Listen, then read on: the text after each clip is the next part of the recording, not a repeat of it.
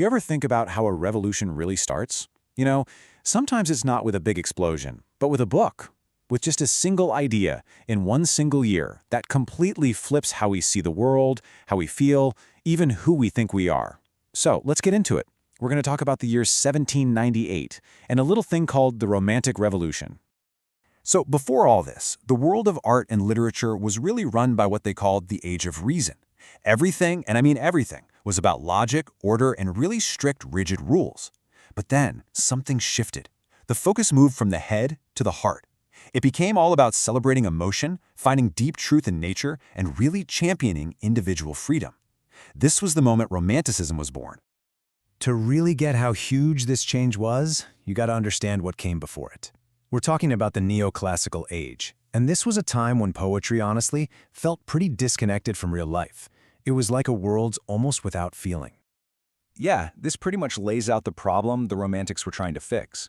Back then, poetry was basically an intellectual puzzle. It was for the upper crust, written in this really complex kind of artificial language about aristocratic life. It had to follow these super strict, unbending rules, and it just had no time for the beautiful mess of nature or the feelings of just regular people. The world was just crying out for something new, something real. So what was it? What was the spark that finally lit the fuse? The whole thing really comes down to one single year, 1798. This is the moment where everything, and I mean everything, changes. Because in 1798, two young, brilliant friends put out this slim, pretty unassuming little book of poems. It was called Lyrical Ballads, and it might not have looked like much, but it was basically a declaration of war on the old way of thinking. This was the big bang of the Romantic movement. And behind this literary earthquake, there were two masterminds, two poets who had the same big vision, but wow, they had very different ways of getting there. These two had such a fascinating dynamic. On one side, you've got William Wordsworth. He's the realist, the poet who planted his feet firmly on the ground, finding beauty in nature and in the lives of ordinary people. And on the other side, you've got Samuel Taylor Coleridge, the dreamer, the guy who explored the wildest parts of the imagination, the supernatural, all of it. Let's look a little closer at Wordsworth. They called him the high priest of nature, and for good reason. He truly believed nature was a teacher, a moral compass. He stopped writing about kings and queens and started writing about shepherds and farmers, and he did it using what he called the real language of men. He wanted poetry to sound and feel as natural as a real conversation. And then you have Coleridge, the absolute master of imagination. His special kind of genius was taking the supernatural, ghost ships, ancient curses, bizarre dream worlds, and making it feel totally psychologically real. He could dive into the darkest corners of your mind, exploring guilt and fear, and then set it all to this incredibly musical, hypnotic rhythm. So you see, Lyrical Ballads wasn't just some random collection of cool poems. No way. It was a manifesto. It was a blueprint for a whole new way of seeing, of feeling, and of writing, all based on a completely new set of rules.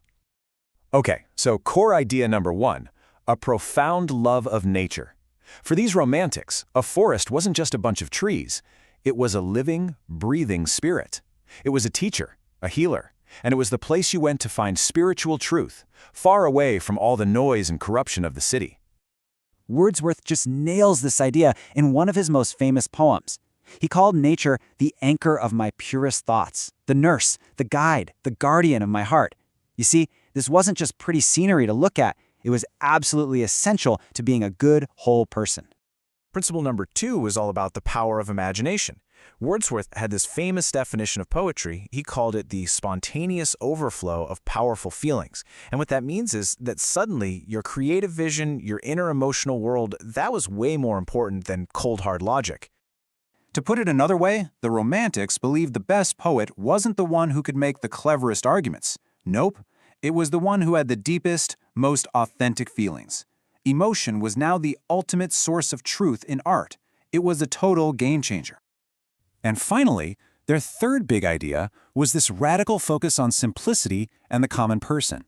They really believed you could find more truth, more beauty in the quiet struggles of a shepherd or the song of a farm girl than in all the royal courts in Europe. It was a totally democratic vision for poetry, and it was revolutionary.